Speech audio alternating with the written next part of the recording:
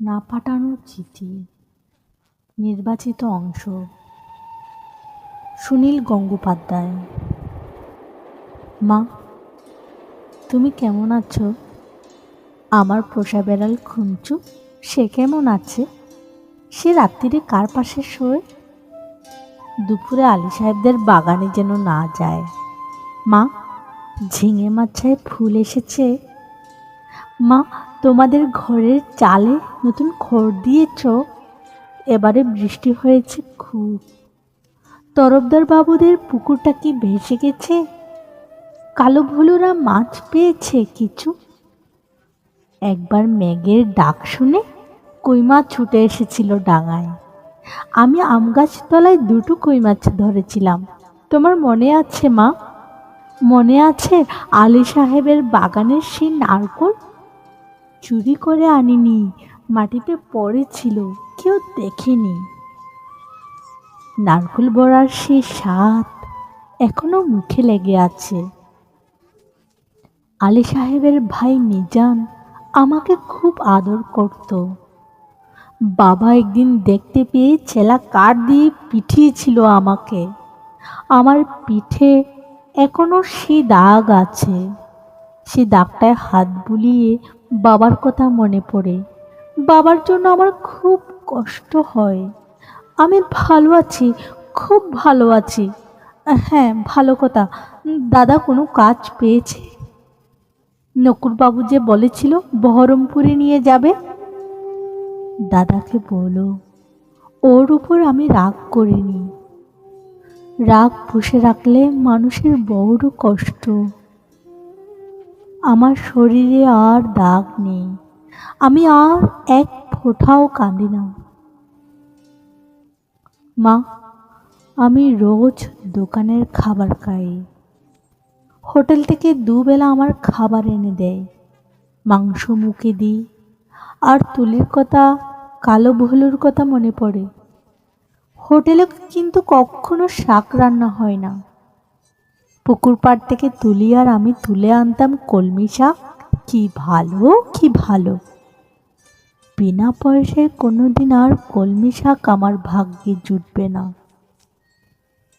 এই ভাদ্র মাসে তাল পাকে, ডিপ ডিপ করে তাল পড়ে। বাড়ির তাল গাছ দুটো আছে তো। কালো তালের বড়া বড় ভালোবাসে, একদিন বানিয়ে দিও। তেলের খুব দাম জানি, তবুও একদিন দিও। আমাকে বিক্রি করে দিয়ে ৬,০০০ টাকা পেয়েছিলে, তা দিয়ে একটা গরু কেনা হয়েছে তো। সে গরুটা ভালো দুধ দেয়। আমার মতন মেয়ের চেয়ে গরুও অনেক ভালো। গরুর দুধ বিক্রি করে সংসারে সুসার হয়। বাড়িতে কন্যা সন্তান থাকলে কত জ্বালা। দুবেলা ভাত দাও রে, শাড়ি দাও রে, বিয়ের জোগাড় করো রে, হাবুল মিজান শ্রীধরদের থাবা থেকে মেয়েকে বাঁচাও রে। আমি কি বুঝি না? সব বুঝি। আমাকে কেন বিক্রি করে দিলে তাও তো বুঝি। সেজন্যই তো আমার কোনো রাগ নেই, অভিমান নেই।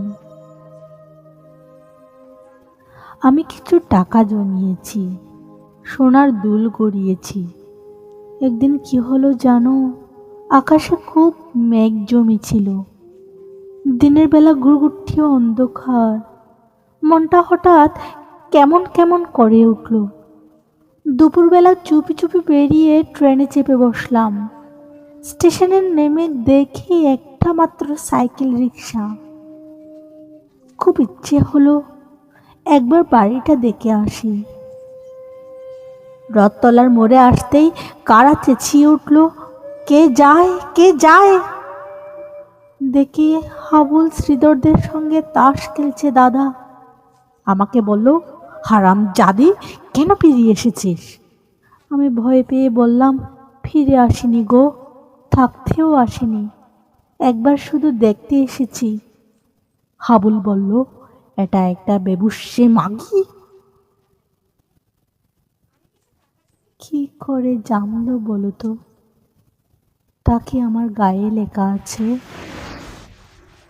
আরেকটা ছেলে, চিনি না, বলল, ছি ছি ছি, গায়ের বদনাম। আমি বললাম, দাদা, আমি মায়ের জন্য কটা টাকা এনেছি আর তুলির জন্য। দাদা টেনে এক চড় কষালো আমার গালে। আমারে আমাকে বিক্রির টাকা, হকের টাকা, আর আমার রোজগারের টাকা, নোংরা টাকা। দাদা সেই পাপের টাকা ছবে না, ছিনিয়ে নিল শ্রীধর। আমাকে ওরা দূর দূর করে তাড়িয়ে দিল। আমি তবু দাদার উপর রাগ করিনি। দাদা তো ঠিকই করেছে। আমি তো আর দাদার বোন নই, তোমার মেয়ে নই, তুলির দিদি নই। আমি তোমার মেয়ে নই, তবু তুমি আমার মা। তোমার আরও ছেলে মেয়ে আছে, আমি আর মা পাবো কোথায়? সেজন্যই তোমাকে চিঠি লিখছি মা। তোমার কাছে খুব একটা অনুরোধ আছে। তুমি বাবাকে বুঝিয়ে বলো, তুলিকেও যেন আমার মতো আরামের জীবনে না পাঠায়। যেমন করে হোক তুলির একটা বিয়ে দিও, ওর একটা নিজস্ব ঘর সংসার, একজন নিজের মানুষ। আর যদি কোনো রকমেই ওর বিয়ে দিতে না পারো, ওকে বলো গলায় দড়ি দিয়ে মরতে, মরলে ও বেঁচে যাবে। না না না, এ কি অলুক্ষণে কথা বলছি আমি? তুলি বেঁচে থাকুক সবাই। তুলির বিয়ে যদি না হয় না হোক, হে ভগবান, গরিবের বাড়ির মেয়ে কি বিয়ে না হলে বাঁচতে পারে না? বিয়ে না হলেই তাকে গ্রামের সবাই ঠোকরাবে। দু পায়ে জোর হলে তুলি কোথাও চলে যাক, মাঠ পেরিয়ে, জলা পেরিয়ে, জঙ্গল পেরিয়ে, আরো দূরে। এমন জায়গা নিশ্চয়ই কোথাও আছে, যেখানে মানুষরা সবাই মানুষের মতন আছড়ে দেয় না, কামড়ে দেয় না, গায়ে ছ্যাঁকা দেয় না, লাথি মারে না।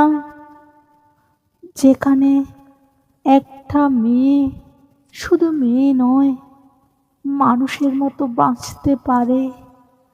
যেখানে একটা মেয়ে শুধু মেয়ে নয়, মানুষের মতো বাঁচতে পারে।